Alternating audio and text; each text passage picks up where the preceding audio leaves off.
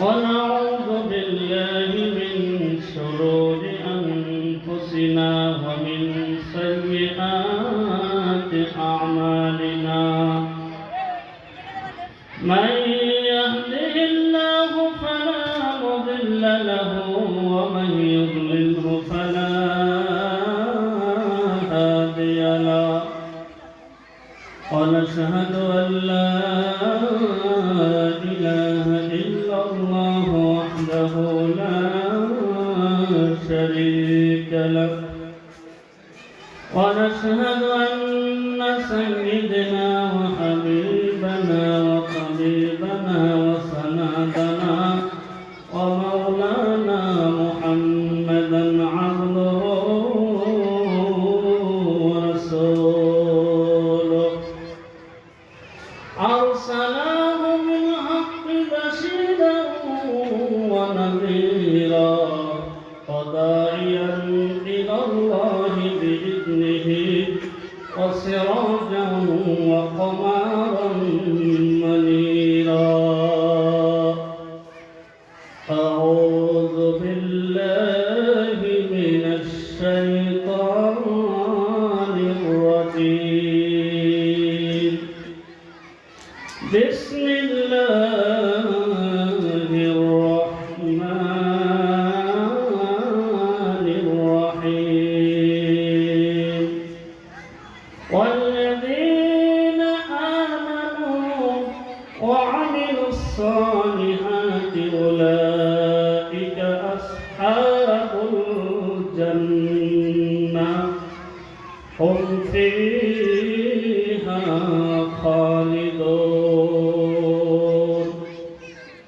إن الله وملائكته يصلون على النبي يا أيها الذين آمنوا صلوا عليه وسلموا تسليما ضرب اللهم صل على سيدنا مولانا محمد وعلى آل سيدنا مولانا محمد ذكر করি لا إله إلا الله لا إله আমরা চাই গিয়ে বলি ভালো হয় দেখি লা ইলাহা আরো জোরে লা ইলাহা লা ইলাহা লা ইলাহা ইল্লাল্লাহ মুহাম্মাদুর রাসূলুল্লাহ সাল্লাল্লাহু আলাইহি ওয়াসাল্লাম। সম্মানিত আজকের বিশাল আয়োজিত পবিত্র জালিসুর রহমান পবিত্র ধর্মসভার সম্মানিত সুযোগ্য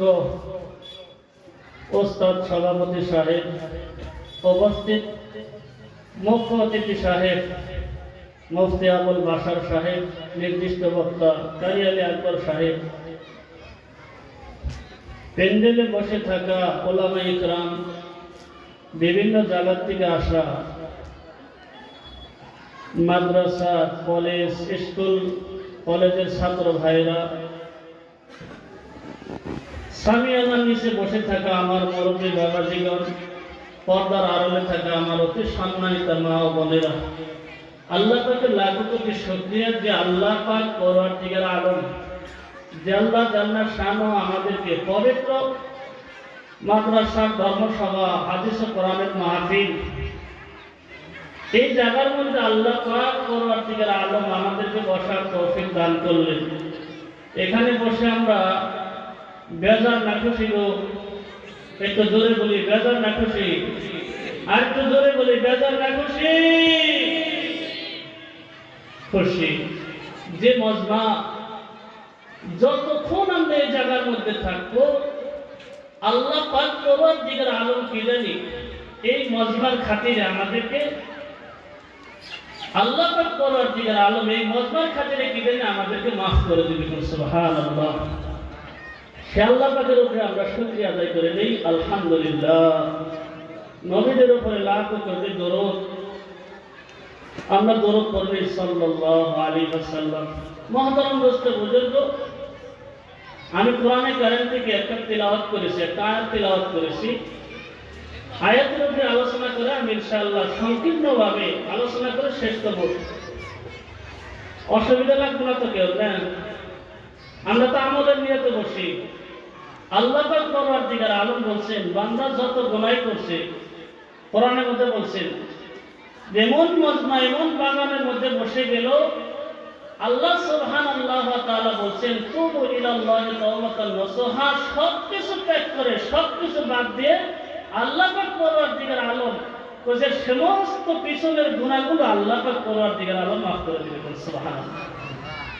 ফিরাউন বলছে, ফিরাউন হযরত মুসা আলাইহিস সালাতু ওয়াস সালাম আল্লাহর কাছে বলতেছেন, হে আল্লাহ, ফিরাউন যে এত কষ্ট দেয়, ফিরাউন যে এত কষ্ট দেয়, তুমি ফিরাউনকে গজব দিয়ে ধ্বংস করা হারো না। আল্লাহ কয় পারি তো। আল্লাহ পারে না গো? আল্লাহ কয় পারি। আল্লাহ কয় তিনটা কারণে আমি ধ্বংস করি না। কয়টা কারণে একটু জোরে বলি? কয়টা কারণে? তিনটা কারণে আমি ধ্বংস করি না ফিরাউনকে।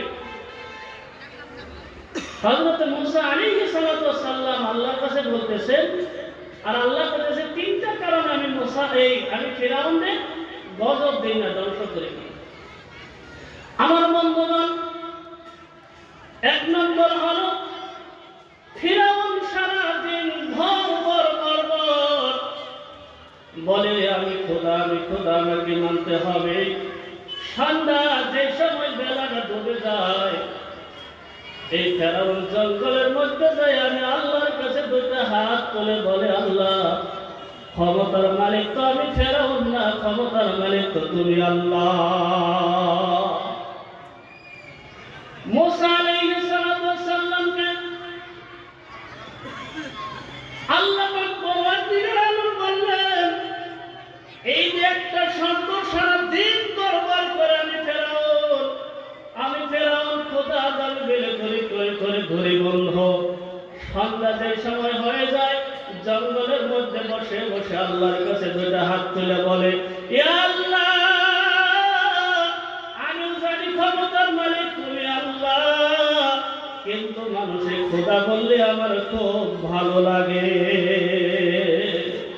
খোদা বললে খুব ভালো লাগে, সেই জন্য আমি আমার কাছে দরখাস্ত করে দেখে আমি ফেরাউনকে ধ্বংস দিই না, গজব দিই না। দুই নম্বর কারণ হলো দিনের কানকে লাগাইয়া শুনে যায়।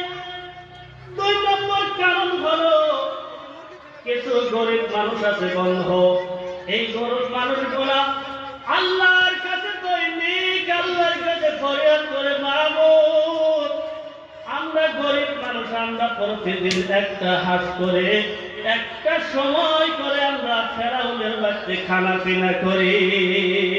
কি করে? গরিব মানুষ আছে, ওই ফেরাউনের বাড়িতে একটা টাইম ভাত খায়, খানা খায় দুঃখের সময়। আর গরিব মানুষের আল্লাহর কাছে খানা খেয়ে দোয়া করে, ইয়া আল্লাহ, আমরা গরিব মানুষ তোমার কাছে দোয়া করে, মালিক, ফিরাউন যত যন্ত্রণা করুক, মালিক, তুমি ফিরাউনকে ধ্বংস করে দিও না। কারণ ফিরাউনকে যদি তুমি ধ্বংস করে দাও মালিক, এই একটা হাঁস খানা আমরা কোন সবাই খাবো রে মালিক। এই জন্য আল্লাহ পাক পরওয়ারদিগার আলম বলছেন, এই ইতিম মানুষের হাতের বদলে আমি ওই ফেরাউনকে গজব দেই না। কয় নম্বর গেল? কয় নম্বর গেল? বলতে কথা কন, গোল করবো, গোল করবো মানে শেষ। আপনার আমল কোনটা যাবো, কেনা কি করতেছে বুঝে পাবেন না। সাগরের মধ্যে কবেন যে কি কথা হয়েছে, কি কথা কয়েছে, এগুলো কিছুই বুঝলাম না, অন্তত আমার যে লক্ষ্য না, এটা কোনো খবর না। আমার বন্ধুরা, আমাদের শরীর ফজরের সময় যে সময় আযান দিবে বাবা, মানুষ লক্ষ্য করে না। লক্ষ্য করে যেই সময় ফজরের নামাজ চলে যায়, সেই সময় পোরাসটা বাহির করে নিয়ে চা দোকানের মধ্যে আড্ডা দেয়, কথা ঠিক কিনা? আর কয়ে মাদ্রাসা আমি খালি বিরম দেখা যায় যে অবস্থা মাদ্রাসা আর মাদ্রাসার মধ্যে ছাত্র পড়ায় কি লাভ হয়? আমার বন্ধুগণ, 3 নম্বর বলতেছেন, 3 নম্বর হলো ও মুসারে, তোমার পরনে জব্বা, তোমার পরনে তোমার মাথার মধ্যে পাগড়ি রে, তোমার দাড়ি আছে, ওই ফেরাউনের মধ্যে 3টা লক্ষণ আছে, সেই কারণে রে আমি ওই ফেরাউনকে ধ্বংস করি না। আমার বন্ধুগণ, এই যে মাদ্রাসা আপনি দেখেন, যে সময় ছাত্র একটা হাফেজ হবে, আল্লাহ পাক পরওয়ারদিগার আলম বলতেছে রে বন্ধু, যে সময় কোরআনের হাফেজ হয়ে যাবে, আজকে 3টা ছাত্র কোরআনের হাফেজ রে বাবা, এই মাদ্রাসা থেকে কোরআন খালি সরতেছে না, কোরআন বাড়তেছে না কমতেছে? বলে কোরআন সরতেছে না কমতেছে? বলছে। আমার বন্ধুগণ, খুব ভালো করে কথাটা শুনবেন। আমি কোরআনে কারীম থেকে তিলাওয়াত করেছিলাম, 2টা জিনিস যার ভিতরে থাকবে রে বাবা, ওই ব্যক্তিটা কিয়ামতের দিন জান্নাতের মধ্যে স্থান পাবে। একটু চিল্লায় বলা যাবে না সুবহানাল্লাহ? পড়া করেছিলাম, কোরআনে কারীম থেকে আমি তিলাওয়াত করেছি একটা আয়াত, 2টা গুণ আমি বর্ণনা করে আপনাদের এখান থেকে চলে যাবো, খুব গভীরভাবে ভালো করে আমরা শুনবো না নাই? আমার বন্ধুগণ, আল্লাহ পাক পরওয়ারদিগার আলম বলেন, ওয়াল্লাযীনা আমানু ওয়া আমিলুস সালিহাত। 1 নম্বর হলো আমি আল্লাহর উপরে ঈমান আনতে হবে, আর 2 নম্বর হলো ওয়া আমিলুস সালিহাত, মানে ভালো ভালো কাজ করতে হবে। আমরা ভালো কাজ লক্ষ্য করি, একটা বিচার চেপেছে বন্ধু, ওই বিচারের মধ্যে 1 লক্ষ টাকা দিয়ে গাধা পাটিকে জিতে দেবো, এটা আমরা ভালোভাবে, কথা ঠিক কিনা বলেন? এটা আমরা ভালোভাবে না নাই? অন্তত আল্লাহ বলছেন ওয়া আমিলুস সালিহাত, তোমরা ভালো ভালো কাজ করো। আল্লাহ রাব্বুল আলামিন, আল্লাহ নবী সাল্লাল্লাহু আলাইহি ওয়াসাল্লাম জানিয়ে দিলেন, হাদিস শরীফ করে আল্লাহর নবী সাল্লাল্লাহু আলাইহি ওয়াসাল্লাম বলেন, বাবা দুনিয়ার মধ্যে যত ফেরকা হবে, সমস্ত ফেরকাই জাহান্নামী হবে। কি হবে? দুনিয়ার মধ্যে যত ফেরকা হবে, যত দল হবে, সব জাহান্নামী। সাহাবায়ে কেরাম বললেন, ইয়া রাসূলুল্লাহ, ইয়া হাবিবাল্লাহ, সব যে ধ্বংসের মধ্যে গেল, সব যে জাহান্নামী হলো, কোন দল কি নাজাত পাবো নাকি কিয়ামতের ময়দানে? নবী আপনি দয়াময় করে মাবুদ, ও নবী গো, আমাদেরকে আপনি একটা দলের পরিচয় দিয়ে দাও।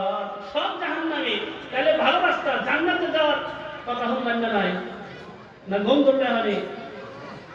আমার বন্ধুগণ, আল্লাহর নবী বললেন, আউয়ালু ফিরকাতুন ওয়াহিদা, একটা দল নাজাত পাবে, একটা দলের বাহিরে আর কোন দল নাজাত পাবে না বন্ধু। শত শত দল, যত দল হবে, সব দলে জাহান্নামের মধ্যে পড়ে থাকবে, একটা দল কিয়ামতের দিন নাজাত পেয়ে যাবে। জোরে বলা যাবে না সুবহানাল্লাহ? আমার বন্ধুরা, এই ফিরআউনের কথা আল্লাহ পাক পরওয়ারদিগার আলম বলে, তার ঘরে একটা বৃদ্ধ মা আছে বাবা, তার ঘরে একটা বৃদ্ধ মা আছে বন্ধু। এই মা হাঁটতে পারে না, চলতে পারে না রে বাজার। ওই ফেরাউন যায় প্রত্যেকদিন ওই ফেরাউনের মাকে গা ধোয়াইয়া কয়টা খানা পিনা ফেরাউন তার মাকে খাওয়াইয়া দাও। এটা তো ভালো কাজ, ভালো কাজ না? মায়ের সাথে ব্যবহার। রমজান মাস, পবিত্র মাহে রমজান এই যাইতেছে, এই মাহে রমজানের লাস্টের দিন মায়ের বহুত চিন্তা চর্চা করে, হাইরে ছেলে যদি জাহান্নামের মধ্যে পড়ে, যারা কোরআন হাদিস বুঝে যারা পড়ে, তারা কিন্তু লক্ষ্য দেয় যে এই যে জাহান্নামের আগুন তো সহ্য করতে পারবে না। তিরমিজি শরীফের মধ্যে হাদিস আছে, এই যে আগুন আমরা ব্যবহার করতেছি না গো, এই যে আগুন আমরা ব্যবহার করতেছি না, এই আগুনের মতো 70 গুণ আগুন, ওরে 70 গুণ আগুন জাহান্নামের মধ্যে রয়েছে। কত গুণ? কত গুণ আছে? একটু জোরে বলি কত গুণ? ওদের 70 গুণ জাহান্নামের মধ্যে আগুন আছে। দুনিয়ার আগুনই আমাদের সহ্য হয় না, আর কবরের আগুন আমরা কেমনে সহ্য করি? আমার বন্ধুগণ, এই যে মা প্রতিদিন সন্তানকে বলে রোজার মাস আসছে, তুই রোজা রাখ, একটা রোজা রাখ, একটা রোজা রাখ রে বাজার। পান করে, মদ পান করতে করতে নেশার মধ্যে এসে সেহরির সময় কোন সময় যায় ছেলেটা বোঝে না। আর আমরা বলি আমার সন্তানগুলো নেশার মধ্যে পড়ে নিজের বাবাকে মারে, নিজের মাকে থাপ্পড় মারে। আজকে আমি বাস্তব একটা ইতিহাস দেখে আসছি রে বাবা। যে সময় ধর্মসভার মধ্যে আসলাম, ছেলের মাথার মধ্যে আবল তাবল হয়ে তার জনম দুঃখিনী মাকে আজকেও আমি দেখেছি মার দিয়েছে। ও বাবা, এই যে তার মা বলতেছে বাবারে 29টা রোজা চলে গেল, লাস্ট একটা রোজা, আজকে রোজা শেষ হয়ে যাবে বছরের নামে, এই খরচ রোজাটা শেষ হয়ে যাবে বাবা, মেহেরবানি করে একটা রোজা কইরা। এরকম কয় না? নাই কয় না গো? কইতাছে। আর ছেলেরা নিশা করে এনে মদ খায় এনে হয়ে পড়ছে, মদ খায় হয়ে পড়ছে, হয়ে পড়ার পরে ওই সেহরের সময় মা ডাকতেছে, সেহরের আগ মুহূর্তের মধ্যে ছেলেকে জাগাই দিতেছে। আর ওই সময়ের ভিতরে মা রান্না করে যায় সেহরি পাকাইতেছে। বর্তমানকার বৌজিরা কিন্তু সেহরি পাকাইতে খুব মুশকিল পায়, পায় না গো? পায় না? নাই মা বোন তারা কিন্তু সেহরি পাকানোর জন্য প্রস্তুত, আগেই পারলে বৌমাকে ডাক দিয়ে দেয়। এরকম মা আছে না? নাই। আমার বন্ধুগণ, এই ছেলেকে ডাক দিয়ে বাজার, তার জনম দুঃখিনী মা তাকে চৈতন করে, আরে বন্ধ, মা রান্না করে রান্না করতেছে আর ছেলেটা রাগ হয়েছে। মা আমার প্রতিদিন ঘুমটা ভাঙে যায়, মা আমার কেন ডাক দেয়? ওই ইসলাম কি কোনো কিছু বোঝে না রে বাজার। ও মা বোনেরা লক্ষ্য করে দেখো, সেই জন্য মাদ্রাসার কথা বলেছি। মাদ্রাসার মধ্যে যদি একটা ছাত্র কোরআনের হাফেজ বানায়া যাও, আল্লাহ পাক পরওয়ারদিগার আলম তোমার একটা সন্তানের বিনিময় তোমার কবরটাকে আল্লাহ পাক পরওয়ারদিগার আলম জান্নাতের বাগান বানায়া দিবে। এই ছেলেটা যে সময় তার ঘুমটা ভাঙে গেল, নিশা অবস্থায় রান্না করে দেয়, দেখে মা সেহরি রান্না ছেড়ে বন্ধ। যে সময় মা সেহরি রান্না করে রে বাজার, সেহরি রান্না করতে করতে করতে করতে যে সময় চুলার মধ্যে রান্না বসাইয়া দিছে রে মা, যে সময় রান্না বসাইয়া দিল বন্ধ, ওই নিষ্ঠুর ছেলেটা নিশা পান করে ওই জনম দুঃখিনী মার মাথার মধ্যে লাথি মেরে দিয়েছে। মাকে লাথি মেরে দিয়ে আমার ঘুমের মধ্যে বিছানায় এসে ঘুমাইয়া গেছে বাজার। যে সময় সকালবেলায় তার নেশাটা ভাঙা গেল বাজার, যে সময় রান্না করে গেছে তার আগে মাকে দেখে না রে বাজার। মাকে যে সময় দেখতে পায় না, রান্না করে যায় দেখে আমি মাকে যে আঘাত করেছি, এই আঘাতের বিনিময়ে আমার মার মাথাটা চুলার ভিতরে যে আমার মা দুনিয়ার জমিন থেকে বিদায় নিয়েছে। মা সেই সময় নিশানা ভাঙা গেল, সেই সময় বলতে চাই কি অপরাধটা করে ফেললাম রে বাবা, কি অপরাধটা আমি করে ফেলেছি। আর এই সময় এটা বলতেছে রে বন্ধু, হয়রান পেরেশান হয়ে গেল। নিজের ঘরে দাও ছিল বাজার, ওই দাওটা নিয়ে বন্ধু যে পাটা দিয়ে মাকে লাথি মেরেছিল, তৎক্ষণাৎ সাথে সাথে ওই আল্লাহর বান্দা মজারুর ভয় ওই যেটা পাও আছে বাজার, ওই পায়ের মধ্যে তৎক্ষণাৎ ওই পাওটা আলাদা করে দিয়েছে।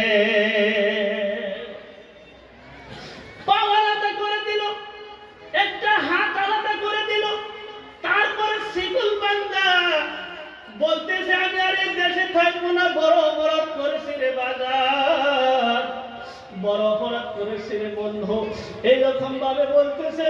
যাইতে যাইতে যাইতে যাইতে যাইতে যাইতে কাবা শরীফের বগলে ও বাজার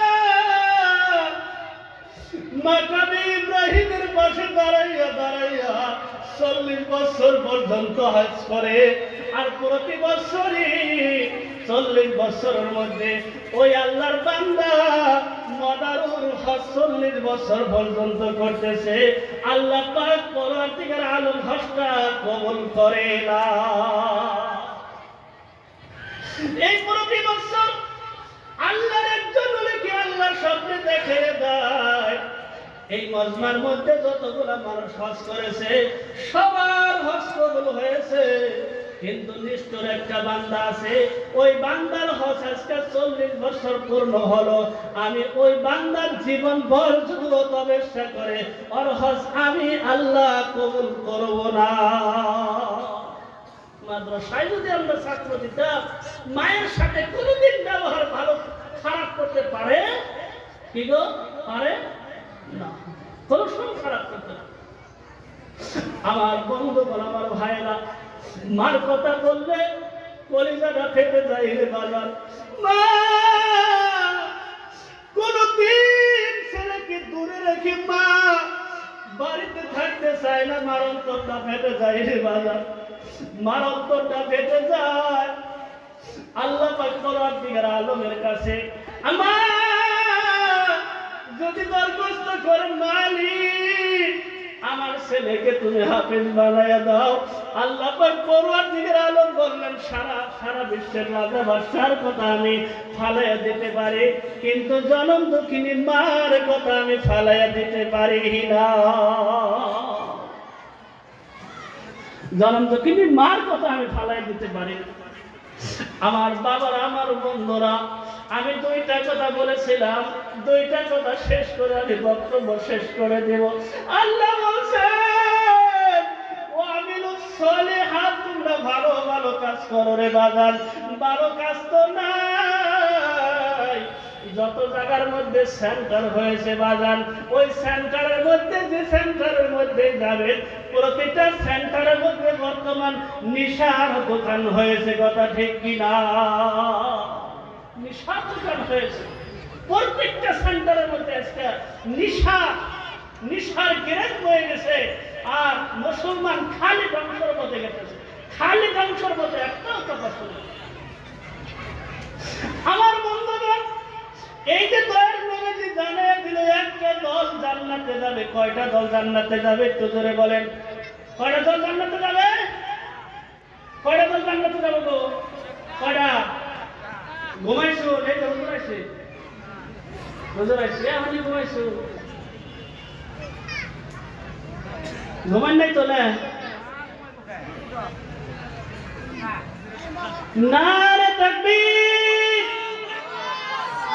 তো এই যে এদিকে তো সেদিকে এদিকে দেখে পেলে তো ঘুম ভাঙবো, একটু আওয়াজ দেন না, শেষে ঘুম ভাঙবো। হ্যাঁ, বুড়াসটা নিয়ে সকালে আমি তো ছিলেন সাগরের মধ্যে যাই, এটা গপ্প হয় কি বয়ান করলো, এটা তো বিষয় হইলাম না। আমার বন্ধুগণ, আল্লাহর নবী সাহাবাদের কি বললেন? 2টা আদর্শ যারা মানবে, কয়টা আদর্শ? 2টা আদর্শ যারা মেনে চলবে, আল্লাহর নবী বলেন কিয়ামতের ময়দানে যত ফেরকা থাকবে বন্ধু, ওখান থেকে একটা দল নাজাত পেয়ে যাবে। দলটা কোনটা? আল্লাহ রাসূল কইতেছে, মা আনা আলাইহি ওয়া আসহাবি। 1 নম্বর আমি নবীর আদর্শ, 2 নম্বর সাহাবাদের আদর্শ। এই 2টা আদর্শ যারা মেনে চলবে, আল্লাহ পাক পরওয়ারদিগার আলম তাকে জান্নাতে দিবে। কোন সুবহানাল্লাহ! আমরা আখেরি দোয়া দিয়ে সবাই চলে যাব। আবুল বাশার সামনে সুন্দর মানুষ, আমার হুজুর ওস্তাদ সুন্দর আলোচনা করবো, আমরা সবাই আখেরি দোয়া, শেষ দোয়া নিয়ে আমরা এখান থেকে চলে যাব। আল্লাহ পাক পরওয়ারদিগার আলম আমাদের সবাইকে, আল্লাহ পাক পরওয়ারদিগার আলম কওলা তলে আল্লাহ জাল্লা শানহু আমাদের সবাইকে আমল করার তৌফিক দান করুন। আসসালামু আলাইকুম ওয়া রাহমাতুল্লাহি ওয়া বারাকাতুহু।